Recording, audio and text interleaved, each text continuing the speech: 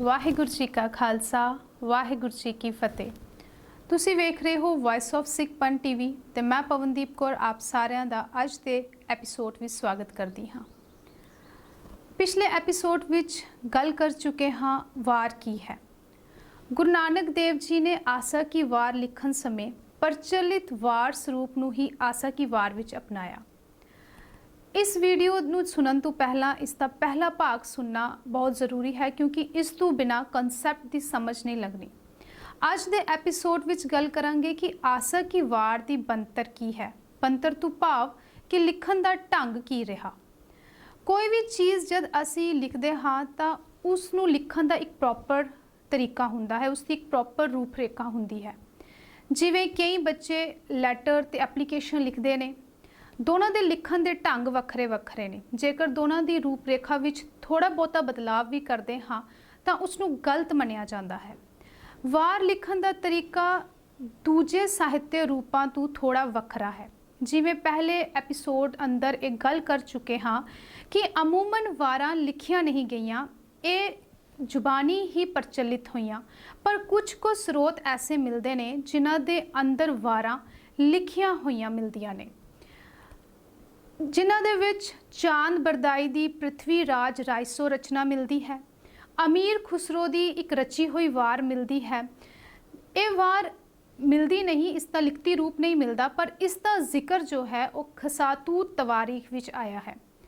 ਪੰਡਤ ਤਾਰਾ ਸਿੰਘ ਨਰੋਤਮ ਨੇ ਸਭ ਤੋਂ ਪਹਿਲਾਂ ਆਪਣੀ ਪੁਸਤਕ ਗੁਰਮਤ ਨਿਰਣੇ ਸਾਗਰ ਵਿੱਚ ਉਹਨਾਂ ਵਾਰਾਂ ਦੇ ਨਮੂਨੇ ਦਰਜ ਕੀਤੇ ਜਿਹੜੀਆਂ ਮੱਧ ਕਾਲ ਦੇ ਵਿੱਚ ਰਚੀਆਂ ਗਈਆਂ। ਜਿਵੇਂ ਜਿਵੇਂ ਅਸੀਂ ਵਾਰ ਦੀ ਡੂੰਘਾਈ ਵਿੱਚ ਜਾਣ ਦੀ ਕੋਸ਼ਿਸ਼ ਕਰ ਰਹੇ ਹਾਂ, ਤਿਉਂ-ਤਿਉਂ ਵਾਰ ਸੰਬੰਧਿਤ ਬਹੁਤ ਸਾਰੀਆਂ ਗੱਲਾਂ ਸਪਸ਼ਟ ਹੁੰਦੀਆਂ ਜਾ ਰਹੀਆਂ ਨੇ। ਇਹਨਾਂ ਰਚਨਾਵਾਂ ਦੇ ਨਾਲ ਇਹ ਫੈਕਟ ਸਾਹਮਣੇ ਆਇਆ ਕਿ ਵਾਰ ਨੂੰ ਲਿਖਣ ਦਾ ਤਰੀਕਾ, ਉਸ ਦੀ ਜੋ ਰੂਪ ਰੇਖਾ ਹੈ ਉਹ ਦੂਜਿਆਂ ਨਾਲੋਂ ਵੱਖਰੀ ਹੈ। ਹੁਣ ਵਿਚਾਰਨ ਵਾਲੀ ਗੱਲ ਇਹ ਹੈ ਕਿ ਜਦ ਅਸੀਂ ਵਾਰ ਨੂੰ ਜਾਂ ਕਿਸੇ ਵਿਚਾਰਾਂ ਨੂੰ ਲਿਖਤੀ ਰੂਪ ਦਿੰਦੇ ਹਾਂ ਤਾਂ ਉਸ ਲਈ ਸਾਨੂੰ ਨਿਯਮਬੰਧ ਹੋਣਾ ਪੈਂਦਾ ਹੈ, ਭਾਵੇਂ ਕੋਈ ਵੀ ਰਚਨਾ ਹੋਵੇ। ਵਿਆਕਰਣ ਦੇ ਨਿਯਮਾਂ ਅਨੁਸਾਰ ਆਪਣੀ ਵਿਚਾਰ ਨੂੰ ਲਿਖਣਾ ਪੈਂਦਾ ਹੈ। ਬੋਲਣ ਵਿੱਚ ਅਸੀਂ ਵਿਆਕਰਣ ਦੇ ਨਿਯਮਾਂ ਤੋਂ ਖੁੱਲ੍ਹ ਲੈ ਲੈਂਦੇ ਹਾਂ ਕਿਉਂਕਿ ਬੋਲਣ ਵਿੱਚ ਅਸੀਂ ਵਿਆਕਰਣ ਨੂੰ ਜ਼ਿਆਦਾ ਇਸਤੇਮਾਲ ਨਹੀਂ ਕਰਦੇ। ਵਿਆਕਰਣ ਤੋਂ ਭਾਵ ਕਿ ਗ੍ਰਾਮਰ ਅਸੀਂ ਜ਼ਿਆਦਾ ਯੂਜ਼ ਨਹੀਂ ਕਰਦੇ, ਪਰ ਜਦ ਅਸੀਂ ਕਿਸੇ ਚੀਜ਼ ਨੂੰ ਲਿਖਦੇ ਹਾਂ ਔਰ ਉਹ ਵੀ ਜਦ ਅਸੀਂ ਸਾਹਿਤਯ ਦੀ ਰਚਨਾ ਕਰਨੀ ਹੋਵੇ ਤਾਂ ਉਸ ਦੇ ਵਿੱਚ ਵਿਆਕਰਣ ਦੇ ਸਾਰੇ ਨਿਯਮਾਂ ਨੂੰ ਧਿਆਨ ਵਿੱਚ ਰੱਖਿਆ ਜਾਂਦਾ ਹੈ। ਵਾਰ ਲਿਖੀ ਗਈ, ਇਸ ਨੂੰ ਲਿਖਣ ਦਾ ਢੰਗ ਕੀ ਸੀ, ਜਾਂ ਕਹਿ ਲਈਏ ਕਿ ਵਾਰ ਦੇ ਤੱਤ ਕੀ ਸਨ ਜਿਨ੍ਹਾਂ ਨੂੰ ਮਿਲ ਕੇ ਵਾਰ ਦਾ ਨਿਖਰਿਆ ਹੋਇਆ ਰੂਪ ਸਾਡੇ ਸਾਹਮਣੇ ਆਇਆ। ਜਿਵੇਂ ਸਾਡਾ ਸਰੀਰ 5 ਤੱਤਾਂ ਦੇ ਨਾਲ ਬਣਿਆ ਹੈ, ਤਿਵੇਂ ਹੀ ਵਾਰ ਵੀ ਤੱਤਾਂ ਨੂੰ ਮਿਲ ਕੇ ਬਣੀ ਹੈ। ਭਾਵ ਕਿ ਵਾਰ ਦੇ ਵਿੱਚ ਕਿਹੜੀਆਂ-ਕਿਹੜੀਆਂ ਚੀਜ਼ਾਂ ਇੰਪੋਰਟੈਂਟ ਨੇ ਜਿਨ੍ਹਾਂ ਨੂੰ ਲੈ ਕੇ ਆਪਾਂ ਵਾਰ ਦੀ ਰਚਨਾ ਕਰਨੀ ਹੁੰਦੀ ਹੈ। ਬਹੁਤ ਸਾਰੀਆਂ ਖੂਬਸੂਰਤ ਚੀਜ਼ਾਂ ਐਸੀਆਂ ਵਾਰ ਦੇ ਵਿੱਚ ਨੇ, ਬਹੁਤ ਸੋਹਣੇ ਖੂਬਸੂਰਤ ਢੰਗ ਜੋ ਸਾਡੇ ਵਿਦਵਾਨ ਰਹੇ ਨੇ ਉਹਨਾਂ ਨੇ ਲਿੱਤੇ, ਜਿਨ੍ਹਾਂ ਦੇ ਨਾਲ ਬਹੁਤ ਖੂਬਸੂਰਤ ਵਾਰਾਂ ਰਚੀਆਂ ਗਈਆਂ। ਜਿਵੇਂ ਸਾਡਾ ਸਰੀਰ 5 ਤੱਤਾਂ ਦਾ ਬਣਿਆ ਹੈ, ਇਸ ਤਰ੍ਹਾਂ ਵਾਰ ਵੀ ਤੱਤਾਂ ਨੂੰ ਮਿਲ ਕੇ ਬਣੀ ਹੈ। ਗੁਰੂ ਨਾਨਕ ਪਾਤਸ਼ਾਹ ਜੀ ਨੇ ਵਾਰ ਦੇ ਸਾਰੇ ਤੱਤਾਂ ਨੂੰ ਖੂਬਸੂਰਤ ਢੰਗ ਨਾਲ ਵਰਤ ਕੇ ਆਸਾ ਕੀ ਵਾਰ ਰਚੀ। ਵਾਰ ਦੇ ਤੱਤਾਂ ਨੂੰ ਜਾਣਨ ਦੇ ਨਾਲ ਨਾਲ ਆਸਾ ਕੀ ਵਾਰ ਦਾ ਮੁਲਾਂਕਣ ਵੀ ਕਰਾਂਗੇ।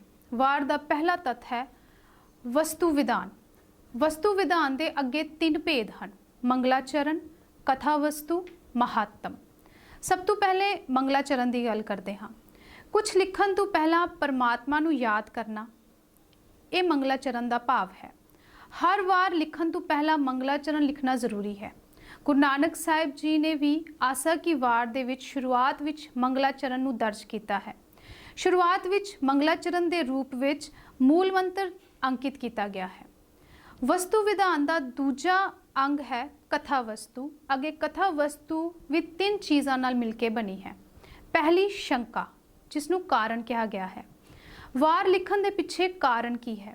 ਅਗਰ ਕਿਸੇ ਰਾਜੇ ਦੀ ਜਿੱਤ ਦਾ ਜਸ ਗਾਇਆ ਜਾ ਰਿਹਾ ਹੈ ਤਾਂ ਉਹ ਉਸ ਯੁੱਧ ਦਾ ਕਾਰਨ ਕੀ ਰਿਹਾ ਜਿਸ ਵਿੱਚ ਉਸ ਨੂੰ ਜਿੱਤ ਪ੍ਰਾਪਤ ਹੋਈ। ਵਾਰ ਦੇ ਵਸਤੂ ਵਿਧਾਨ ਦੇ ਤੱਤ ਅੰਦਰ ਕਾਰਨ ਸਪਸ਼ਟ ਕਰਨਾ ਜ਼ਰੂਰੀ ਹੈ। ਗੁਰੂ ਨਾਨਕ ਪਾਤਸ਼ਾਹ ਜੀ ਦਾ ਵੀ ਵਾਰ ਲਿਖਣ ਦਾ ਕਾਰਨ ਸੀ ਸੰਸਾਰ ਵਿੱਚੋਂ ਅਗਿਆਨਤਾ ਦਾ ਹਨੇਰਾ ਦੂਰ ਕਰਕੇ ਸੱਚੇ ਆਤਮਿਕ ਗਿਆਨ ਦਾ ਪ੍ਰਕਾਸ਼ ਕਰਨਾ। ਵਾਰ ਦੇ ਵਸਤੂ ਵਿਧਾਨ ਦੇ ਤੱਤ ਅੰਦਰ ਦੂਜੀ ਚੀਜ਼ ਹੈ ਸੰਘਰਸ਼। ਸੰਘਰਸ਼ ਤੋਂ ਭਾਵ ਹੈ ਟੱਕਰ। ਜੇਕਰ ਵਾਰ ਅੰਦਰ ਦੋ ਧੜਿਆਂ ਦੀ ਟੱਕਰ ਨੂੰ ਨਹੀਂ ਦਰਸਾਇਆ ਜਾਂਦਾ ਤਾਂ ਵਾਰ ਲਿਖਣ ਦਾ ਮਹੱਤਵ ਪੂਰਾ ਨਹੀਂ ਹੋ ਸਕਦਾ, ਕਿਉਂਕਿ ਸੰਘਰਸ਼ ਵਾਰ ਦੀ ਆਤਮਾ ਹੈ। ਜਿਵੇਂ ਮਨੁੱਖੀ ਸਰੀਰ ਆਤਮਾ ਤੋਂ ਬਿਨਾ ਬੇਜਾਨ ਹੈ, ਉਸ ਦੀ ਕੋਈ ਅਹਿਮੀਅਤ ਨਹੀਂ, ਤਿਉਂ ਹੀ ਜੇਕਰ ਵਾਰ ਦੇ ਵਿੱਚ ਸੰਘਰਸ਼ ਨਹੀਂ ਤਾਂ ਵਾਰ ਜੋ ਹੈ ਉਹ ਬੇਜਾਨ ਹੈ। ਬੀਰਸੀ ਵਾਰਾਂ ਅੰਦਰ ਮੇਨ ਕਰੈਕਟਰ ਤੇ ਆਪੋਜੀਸ਼ਨ ਦੇ ਵਿੱਚ ਸੰਘਰਸ਼ ਨੂੰ ਪੇਸ਼ ਕਰਦੇ ਹੋਏ ਅਖੀਰ ਵਿੱਚ ਮੇਨ ਕਰੈਕਟਰ ਭਾਵ ਕਿ ਨਾਇਕ ਨੂੰ ਜੁਝਾਰੂ ਯੋਧਾ ਪੇਸ਼ ਕੀਤਾ ਜਾਂਦਾ ਸੀ। ਗੁਰੂ ਨਾਨਕ ਦੇਵ ਜੀ ਨੇ ਵੀ ਨੇਕੀ ਤੇ ਬਦੀ ਦੀ ਟੱਕਰ ਨੂੰ ਪੇਸ਼ ਕੀਤਾ ਹੈ ਤੇ ਅਖੀਰ ਵਿੱਚ ਪਰਮਾਤਮਾ ਨੂੰ ਨਾਇਕ ਪੇਸ਼ ਕਰਕੇ ਉਸ ਦਾ ਜਸ ਗਾਇਆ ਹੈ। ਸੱਚਾ ਸਾਹਿਬ ਏਕ ਤੂੰ ਜਿਨ ਸੱਚੋ ਸੱਚ ਵਰਤਾਇਆ, ਜਿਸ ਤੂੰ ਦੇਹ ਤਿਸ ਮਿਲੈ ਸੱਚ, ਤਾਂ ਤਿੰਨੀ ਸੱਚ ਕਮਾਇਆ। ਇਸ ਤੋਂ ਬਾਅਦ ਅਗਰ ਅਸੀਂ ਗੱਲ ਕਰੀਏ ਤਾਂ ਵਸਤੂ ਵਿਧਾਨ ਦਾ ਜੋ ਦੂਜਾ ਤੱਤ ਹੈ ਕਥਾ ਵਸਤੂ, ਉਸ ਦੇ ਅੰਦਰ ਤੀਜੀ ਚੀਜ਼ ਜੋ ਹੈ ਉਹ ਹੈ ਮਹੱਤਵ। ਮਹੱਤਵ ਤੋਂ ਭਾਵ ਸੰਦੇਸ਼, ਕਿ ਕਿਸੇ ਵੀ ਚੀਜ਼ ਦਾ ਉਦੇਸ਼ ਜਾਂ ਉਸ ਦਾ ਸੰਦੇਸ਼ ਹੋਣਾ ਬੜਾ ਜ਼ਰੂਰੀ ਹੈ ਕਿ ਕੋਈ ਵੀ ਚੀਜ਼ ਜਦ ਲਿਖੀ ਜਾਂਦੀ ਹੈ ਤਾਂ ਉਸ ਦਾ ਮੇਨ ਉਦੇਸ਼ ਕੀ ਹੈ। ਗੁਰੂ ਸਾਹਿਬ ਦਾ ਉਦੇਸ਼ ਹਰ ਪੌੜੀ ਵਿੱਚ ਸਪਸ਼ਟ ਦਿਖਾਈ ਦਿੰਦਾ ਹੈ। ਉਹ ਇਨਸਾਨ ਨੂੰ ਪਰਮਾਤਮਾ ਦਾ ਗਿਆਨ ਕਰਵਾਉਣਾ ਚਾਹੁੰਦੇ ਨੇ, ਜੀਵਨ ਦੇ ਅਸਲ ਮਕਸਦ ਨਾਲ ਵਾਕਿਫ ਕਰਵਾਉਣਾ ਚਾਹੁੰਦੇ ਨੇ, ਅਧਿਆਤਮਿਕਤਾ ਦੇ ਸ਼ਿਖਰ ਤੱਕ ਪਹੁੰਚਾਉਣਾ ਚਾਹੁੰਦੇ ਨੇ।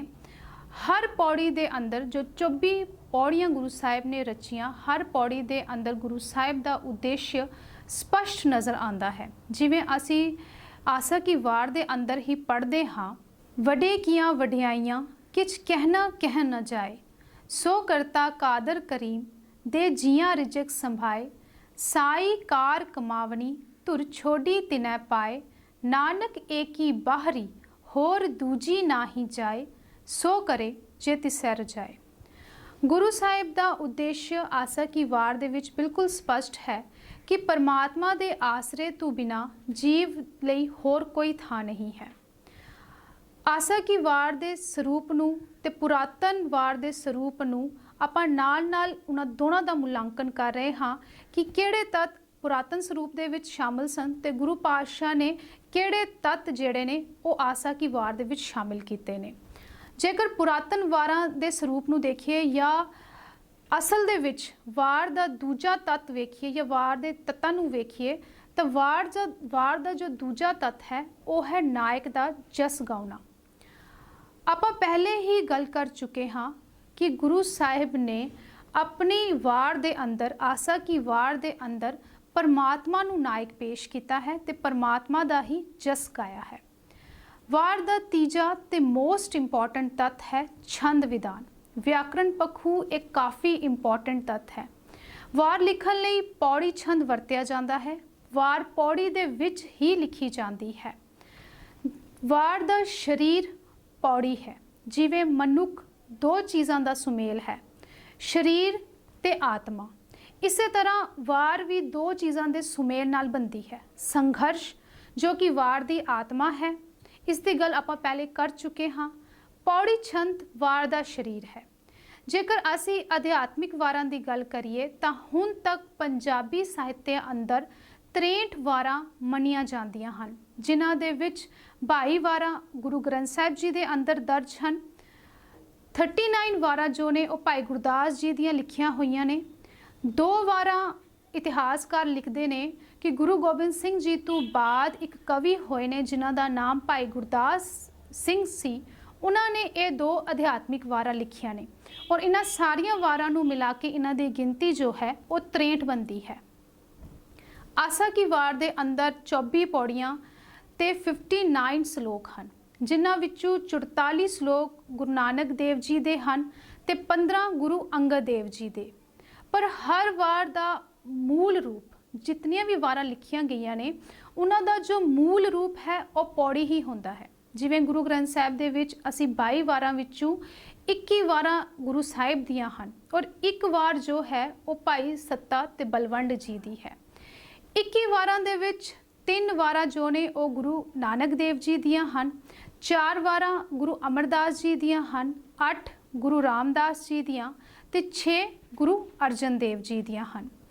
ਜਿਵੇਂ ਅਸੀਂ ਇਹ ਗੱਲ ਕੀਤੀ ਕਿ ਵਾਰ ਦਾ ਮੂਲ ਰੂਪ ਪੌੜੀ ਹੈ, ਗੁਰੂ ਗ੍ਰੰਥ ਸਾਹਿਬ ਵਿੱਚ ਦਰਜ 22 ਵਾਰਾਂ ਚੋਂ 2 ਵਾਰਾਂ ਐਸੀਆਂ ਹਨ ਜਿਨ੍ਹਾਂ ਵਿੱਚ ਸ਼ਲੋਕ ਨਹੀਂ ਨੇ, ਜਿਵੇਂ ਕਿ ਬਸੰਤ ਕੀ ਵਾਰ, ਭਾਈ ਸੱਤਾ ਬਲਵੰਡ ਦੀ ਵਾਰ। ਗੁਰੂ ਨਾਨਕ ਦੇਵ ਜੀ ਦੀ ਆਸਾ ਕੀ ਵਾਰ ਵਿੱਚ ਪੌੜੀਆਂ ਦੇ ਨਾਲ 2, 3, 4 ਤੇ 5 ਸ਼ਲੋਕ ਵੀ ਆਏ ਹਨ। ਪੌੜੀ ਛੰਦ ਅੰਦਰ 21, 22, 23 ਮਾਤਰਾ ਦਾ ਜੋੜ ਹੁੰਦਾ ਹੈ। ਆਸਾ ਕੀ ਵਾਰ ਅੰਦਰ ਪੌੜੀ ਰੂਪ ਕਹਿ ਲਈਏ ਤਾਂ ਪੌੜੀ ਰੂਪ ਜੋ ਹੈ ਉਹ 13 ਤੇ 16 ਮਾਤਰਾ ਦਾ ਆਇਆ ਹੈ। ਅਸੀਂ ਮਾਤਰਾ ਨੂੰ ਲੈ ਕੇ ਕਨਫਿਊਜ਼ ਨਹੀਂ ਹੋਣਾ ਕਿ ਕਈ ਵਾਰ ਰਚਦੇ ਹੋਏ ਕਈ ਵਾਰ ਕੋਈ ਵੀ ਸਾਹਿਤ ਰਚਨਾ ਜਦ ਇਤਿਹਾਸਕਾਰ ਜਾਂ ਵਿਦਵਾਨ ਕਰਦੇ ਨੇ ਤਾਂ ਉਹ ਕਈ ਵਾਰ ਵਿਆਕਰਣ ਵਿੱਚ ਖੁੱਲ੍ਹ ਲੈ ਲੈਂਦੇ ਨੇ ਤੇ ਵਾਰ ਦੇ ਅੰਦਰ ਵੀ ਕਈ ਵਾਰ ਮਾਤਰਾਵਾਂ ਦਾ ਜੋ ਜੋੜ ਹੈ ਉਹ 23, 24 ਤੋਂ ਵੱਧ ਵੀ ਚਲਾ ਜਾਂਦਾ ਹੈ। ਉਹ ਇੱਕ ਅਲੱਗ ਵਿਸ਼ਾ ਹੈ ਕਿ ਵਾਰਾਂ ਦੇ ਅੰਦਰ ਮਾਤਰਾਵਾਂ ਦੀ ਗਿਣਤੀ ਕਿਵੇਂ ਕਰਨੀ ਹੈ। ਹੁਣ ਗੱਲ ਕਰਦੇ ਹਾਂ ਪੌੜੀ ਦੀ। ਪੌੜੀ 5 ਤੁਕਾਂ ਦੀ ਹੈ ਤੇ ਹਰ ਪੌੜੀ ਦੇ ਅੰਤਮ ਤੁਕ ਜੋ ਹੈ ਉਹ ਦੂਜਿਆਂ ਦੇ ਮੁਕਾਬਲੇ ਨਿੱਕੀ ਹੈ। ਸਿਰਫ 22ਵੀਂ ਪੌੜੀ ਵਿੱਚ 5 ਦੀ ਥਾਂ 6 ਤੁਕਾਂ ਹਨ। ਪੌੜੀ ਛੰਦ ਦੇ ਵਿੱਚ 2 ਭੇਦ ਹੁੰਦੇ ਹਨ। ਅਗਰ ਅਸੀਂ ਪੌੜੀ ਛੰਦ ਦੀ ਗੱਲ ਕਰੀਏ ਤਾਂ ਪੌੜੀ ਛੰਦ ਜੋ ਹੈ ਉਸ ਦੇ ਅੱਗੇ 2 ਭੇਦ ਨੇ, ਇੱਕ ਨਿਸ਼ਾਨੀ ਤੇ ਇੱਕ ਸਿਰਖੰਡੀ। ਦੇਖਦੇ ਹਾਂ ਗੁਰੂ ਸਾਹਿਬ ਨੇ ਇਹਨਾਂ ਭੇਦਾਂ ਦੀ ਵਰਤੋਂ ਆਸਾ ਕੀ ਵਾਰ ਦੇ ਅੰਦਰ ਕਿਵੇਂ ਕੀਤੀ ਹੈ। ਜੇਕਰ ਨਿਸ਼ਾਨੀ ਪੌੜੀ ਛੰਦ ਦੀ ਤੁਕਾਂਤ ਦੀ ਗੱਲ ਕਰੀਏ ਜਾਂ ਨਿਸ਼ਾਨੀ ਪੌੜੀ ਛੰਦ ਦੇ ਭਾਵ ਦੀ ਗੱਲ ਕਰੀਏ ਤਾਂ ਨਿਸ਼ਾਨੀ ਪੌੜੀ ਛੰਦ ਕਿਸ ਨੂੰ ਕਿਹਾ ਗਿਆ ਹੈ। ਨਿਸ਼ਾਨੀ ਪੌੜੀ ਛੰਦ ਦੇ ਤੁਕਾਂਤ ਜੋ ਮੇਲ ਹੈ ਉਹ ਅਖੀਰ ਵਿੱਚ ਹੁੰਦਾ ਹੈ, ਅਖੀਰ ਦੇ ਸ਼ਬਦਾਂ ਦਾ ਮੇਲ ਹੁੰਦਾ ਹੈ, ਜਾਂ ਕਹਿ ਲਈਏ ਕਿ ਅਖੀਰ ਦੇ ਵਿੱਚ ਜੋ ਰਾਈਮਿੰਗ ਵਰਡਸ ਨੇ ਉਹ ਸੇਮ ਹੁੰਦੇ ਨੇ। ਜਿਵੇਂ ਆਪਾਂ ਆਸਾ ਕੀ ਵਾਰ ਦੇ ਅੰਦਰ ਪੜ੍ਹਦੇ ਹਾਂ, ਵਿਸਮਾਦ ਨਾਦ, ਵਿਸਮਾਦ ਵੇਦ, ਵਿਸਮਾਦ ਜੀ, ਵਿਸਮਾਦ ਭੇਦ। ਅਖੀਰ ਵਿੱਚ ਵੇਦ ਭੇਦ 2 ਸ਼ਬਦਾਂ ਦਾ ਤੁਕਾਂਤ ਮੇਲ ਹੈ। ਸਾਊਂਡ ਦੋਨਾਂ ਦੀ ਸੇਮ ਪ੍ਰੋਡਿਊਸ ਹੋ ਰਹੀ ਹੈ। ਇੱਥੇ ਨਿਸ਼ਾਨੀ ਪੌੜੀ ਛੰਦ ਦੀ ਵਰਤੋਂ ਕੀਤੀ ਗਈ ਹੈ।